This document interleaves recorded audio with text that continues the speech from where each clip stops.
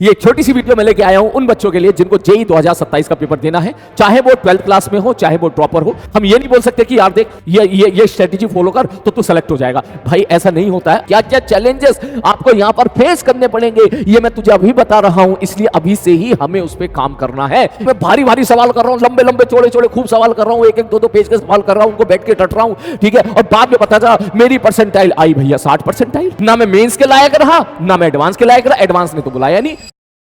Hello, क्या हालचाल बंधु भैया। आई होप आप सब लोगों की प्रिपरेशन बहुत अच्छी चल रही होगी। आप खूब मेहनत कर रहे होंगे, क्लासेस अटेंड कर रहे होंगे, होमवर्क भी कर रहे होंगे और बहुत सारे क्वेश्चन की प्रैक्टिस भी आप कर रहे होंगे, सवालों के साथ भी आप खेल रहे होंगे। ये छोटी सी वीडियो मैं लेके आया हूं उन बच्चों के लिए जिनको जेई 2027 का पेपर देना है, चाहे वो 12th क्लास में हो चाहे वो ड्रॉपर हो। दोनों बच्चों के लिए एक छोटी सी 10 से 15 मिनट की वीडियो है बेटा, ध्यान से जरूर देखिएगा और लास्ट तक जरूर देखिएगा, क्योंकि अभी जो टाइम है आप लोगों का वो बहुत ही बेस्ट टाइम है। कभी कभी क्या होता है कि हमारे पास टाइम होता है लेकिन हम कहीं ना कहीं भटक गए होते हैं। हमारे पास सही टाइम भी होता है और बस कहीं ना कहीं हमको सही गाइडेंस अपन को नहीं मिल पाती है, क्योंकि अलग अलग बच्चे की प्रॉब्लम अलग अलग होती है। अरे बात सुन, हम ये नहीं बोल सकते कि यार देख ये स्ट्रेटेजी फॉलो कर तो तू सेलेक्ट हो जाएगा। भाई ऐसा नहीं होता है। अलग अलग बच्चे की प्रॉब्लम्स भी अलग अलग होती है, अलग अलग बच्चे की जो है थोड़ा सा मेंटल स्टेट भी अलग अलग होता है, अलग अलग बच्चे का एरिया ऑफ इंटरेस्ट भी अलग अलग होता है। अरे बात समझ में? तो इसलिए बहुत जरूरी है कि सही टाइम पे सही गाइडेंस हर बच्चों तक मिल पाए ताकि आप अपना बेस्ट रिजल्ट दे पाए। अरे बात समझ में? ठीक है, तो बेटा प्लीज इस वीडियो को लास्ट तक देखिएगा। तो मैं ये मान के चल रहा हूं कि आप जेई 2027 का पेपर देने वाले हो। बोले हाँ सर, जेई 2027 का पेपर देने वाले हो। सबसे पहले इस चीज को समझने पहले आपको एक टाइम स्टैम्प समझना पड़ेगा।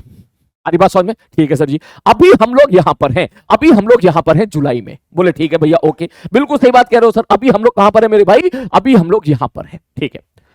इसके बाद आप 12th क्लास में होंगे या ड्रॉपर में होंगे। पहले मैं 12th क्लास के बारे में बात करूंगा, फिर ड्रॉपर वाले बच्चों के बारे में बात करूंगा।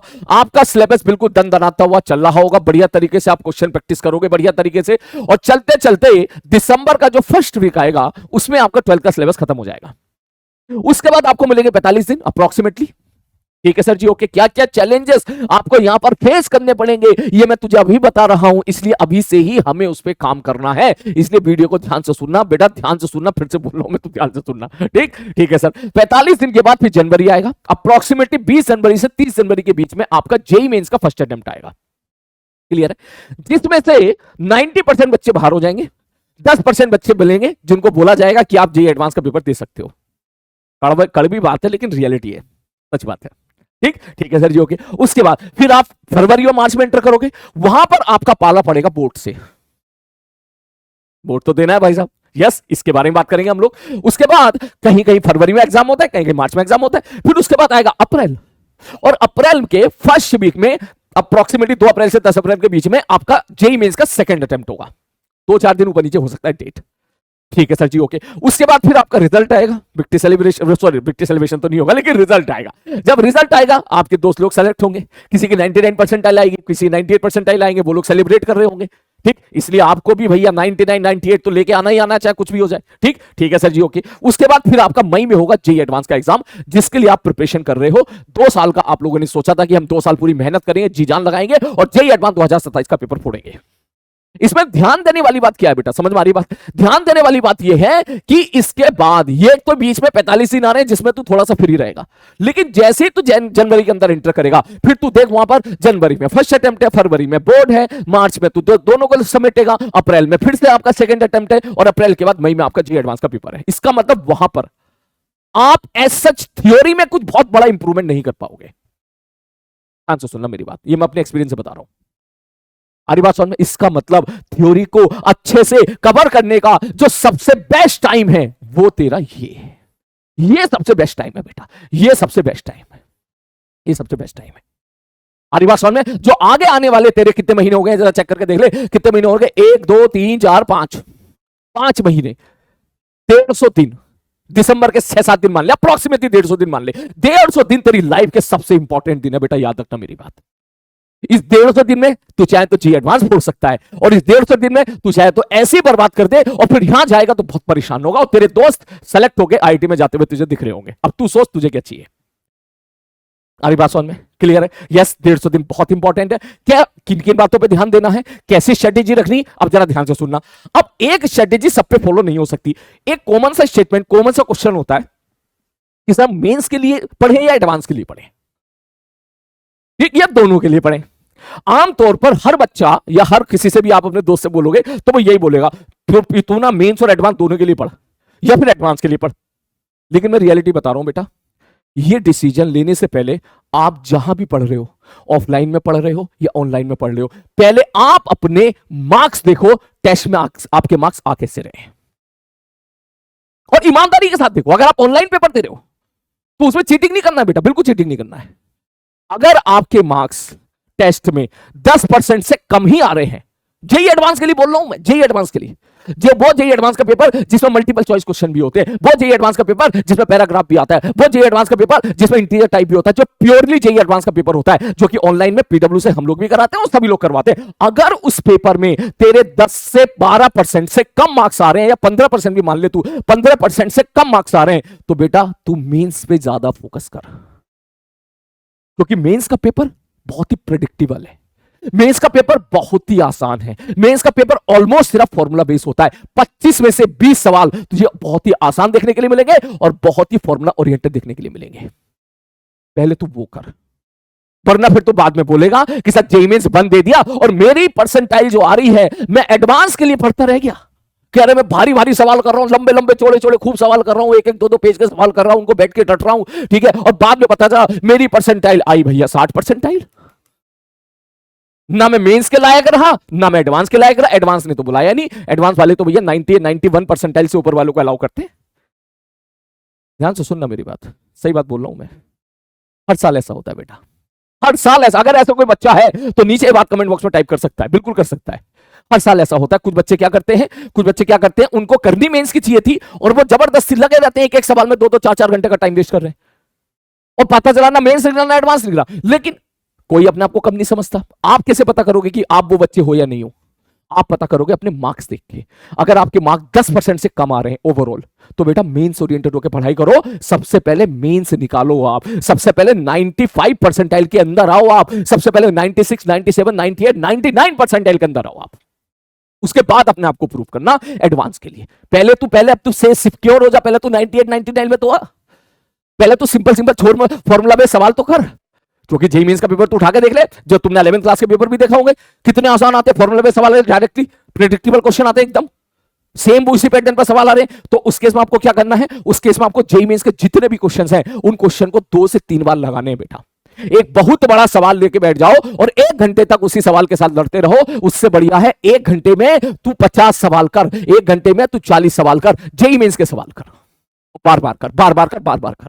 रफ कॉपी पे क्वेश्चन की प्रैक्टिस कर। मैं फिजिक्स के ओरिएंटेड बात कर रहा हूं बेटा, केमिस्ट्री और मैथ्स के ओरिएंटेड बात नहीं कर रहा हूं। रफ कॉपी पे खूब जो है फॉर्मूला की प्रैक्टिस कर, ताकि एग्जाम में तू फॉर्मूला ना भूले। हर एक चीज का फॉर्मूला, हर बेसिक फंडामेंटल सवाल, बेसिक अपना बिल्कुल क्लियर रख। ठीक है सर। तुम में से कोई बहुत सारे बच्चे ऐसे होंगे जिनके परसेंट एग्जाम में, टेस्ट में 15 से 40 के बीच में आ रहे होंगे।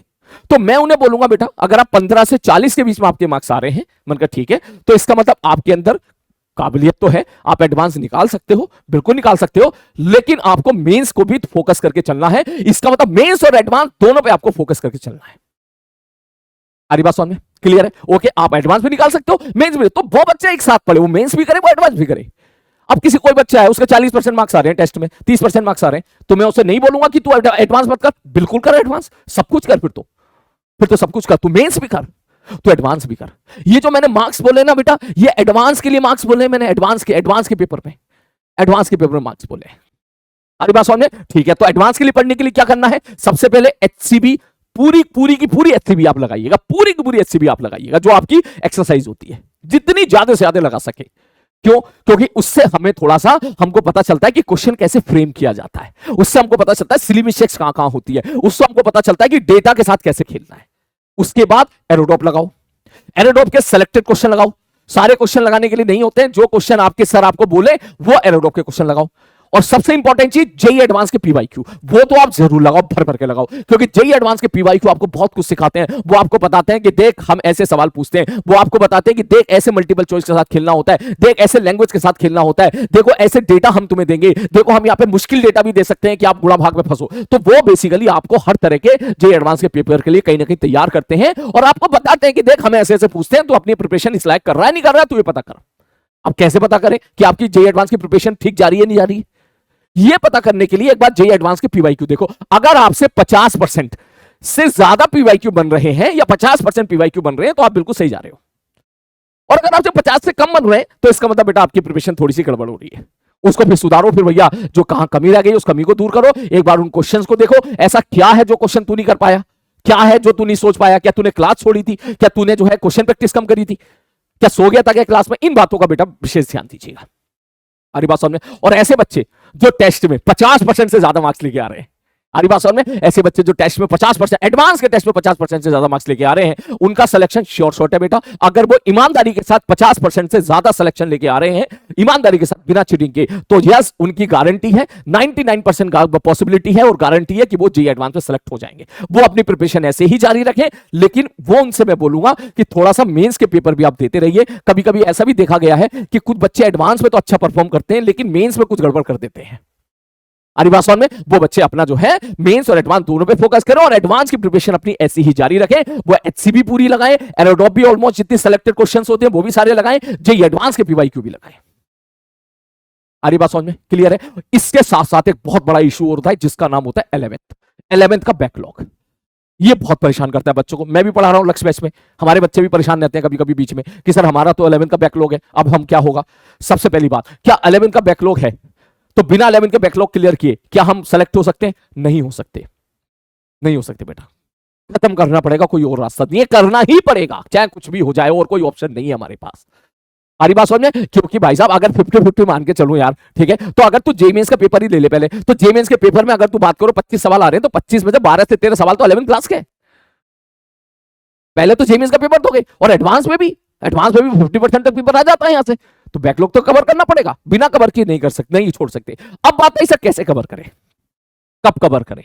मैंने कहा देख, अगर तू ये सोच के बैठा है कि मैं यहां पे कवर करूंगा 45 दिन के फिर, तो भैया तो फिर नहीं हो पाएगा। मैं पहले ही क्लियर कर देता हूं, पिछले साल भी ऐसी हुआ था, उससे पिछले साल भी ऐसा हुआ था। बहुत सारे बच्चे सोचते थे सर वो जो दिसंबर में होगा ना तब कर लेंगे बैकलॉग कवर। बेटा आपको ऐसा लगता है लेकिन तब नहीं होता है, तब आपके ऊपर और अलग तरह का प्रेशर होता है। आपकी 12th इकट्ठी हो गई होती है, आपको बोर्ड पे भी ध्यान देना होता है। एक आप पहली बार एग्जामिनेशन देने जाओगे, जेईई मेंस का पेपर पहली बार देने जाओगे, पहली बार है आप इतना बड़ा कंपटीशन फेस करने जाओगे, इतना बड़ा कंपटीशन पहली बार फेस करने जाओगे आप, तो उसमें भी काफी सारे बच्चे वहां पर पैनिक रहते हैं, परेशान रहते हैं। उस मेंटल प्रेशर में इस बात की गारंटी नहीं है, और मैं तो कह रहा हूं नहीं हो पाता है इस टाइम पर। आपको अगर करना है तो आपको यहीं पर करना है बेटा, यहीं पे करना है, यहां पे अपना बेस्ट करो। कम से कम इतना तो कर ले कि 70-80% तक तू यहां पे कवर कर ले, ताकि 20-30% बच गया वो तू इस 45 दिन में करके ले जाए।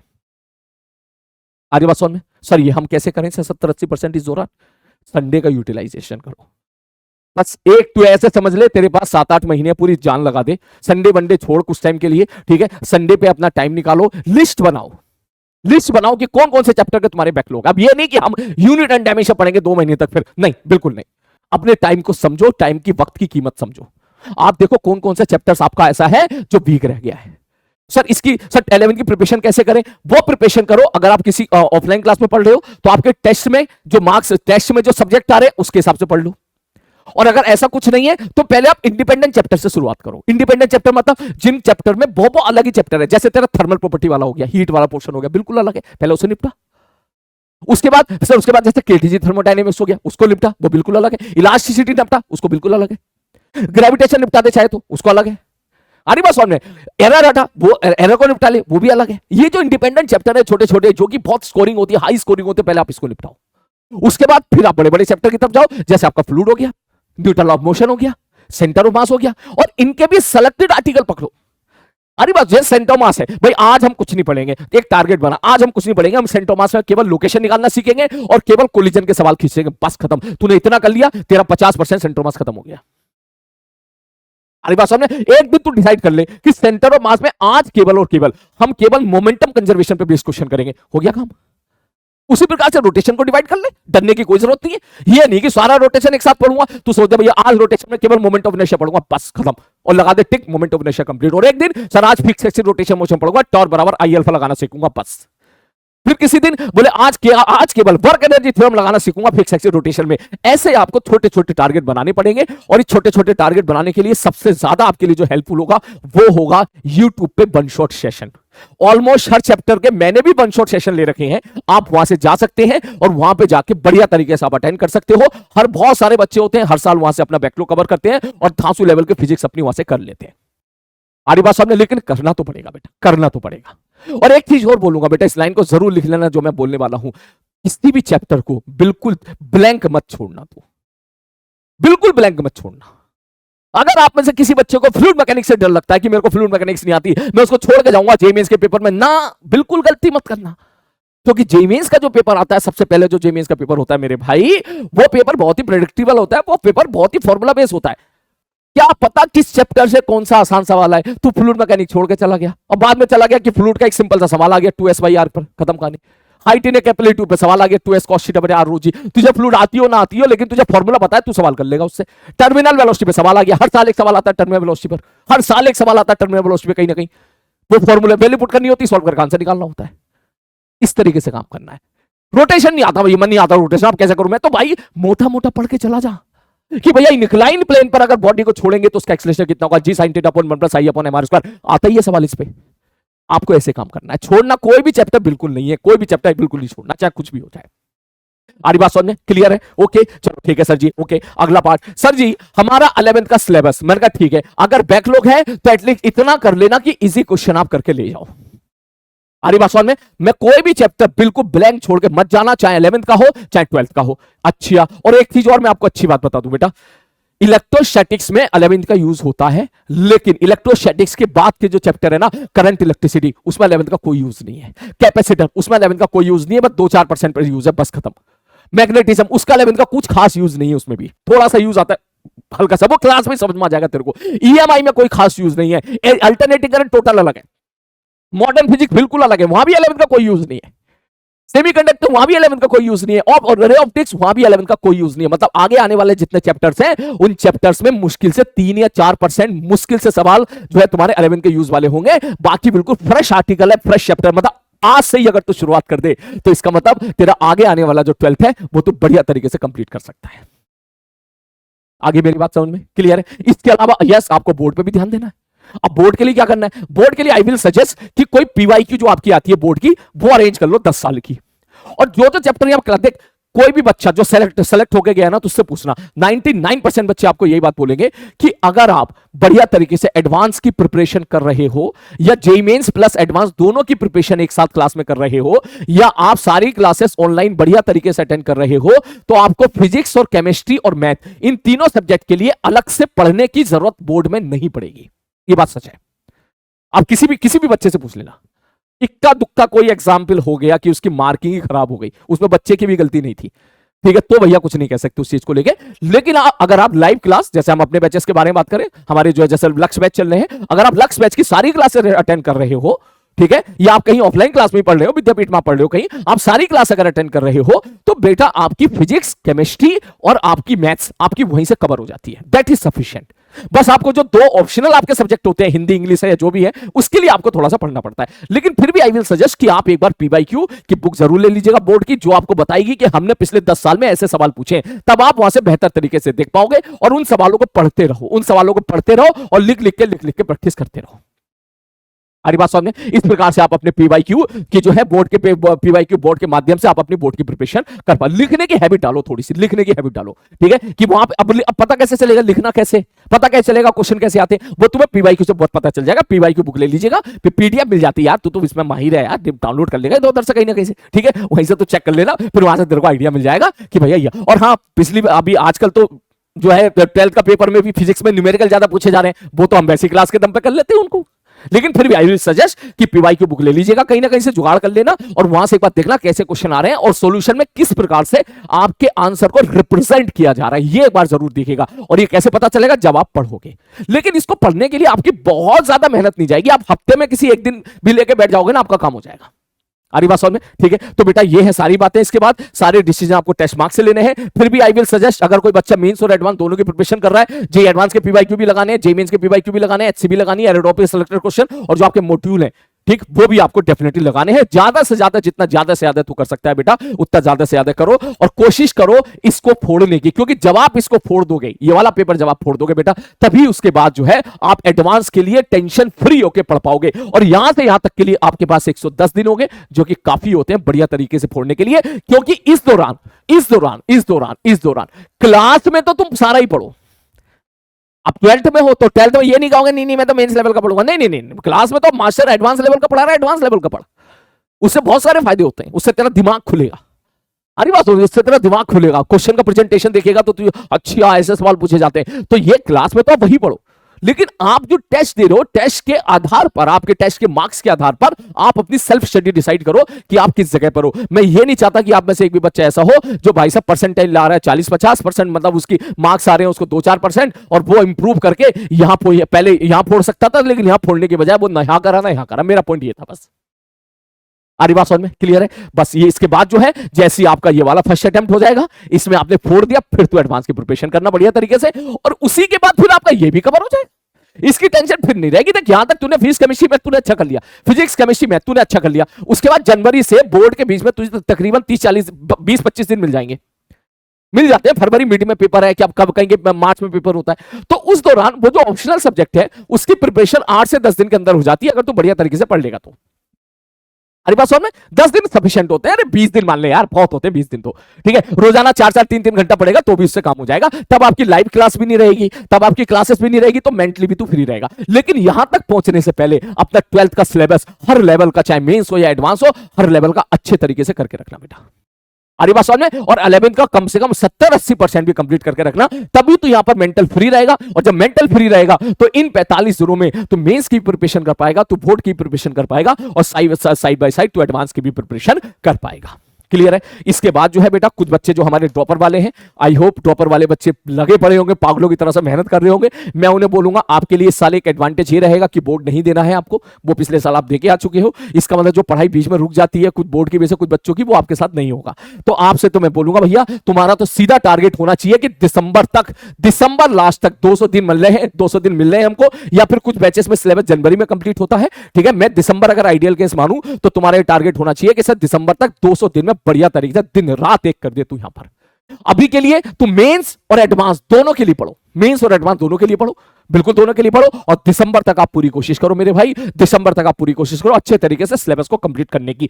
फिर भी अगर आप में से कोई बच्चा ऐसा है जिसके टेस्ट में मार्क्स बहुत ही कम आ रहे हैं, 2, 5, 6, 7, 8% आ रहे हैं, तो यस, वो बच्चा भी मेंस ओरिएंटेड हो गए। सबसे पहले अपनी लाइफ को सिक्योर कर लो बेटा, क्योंकि एक अटेम्प्ट तू ले चुका है, दूसरा अटेम्प्ट तू नहीं लेगा।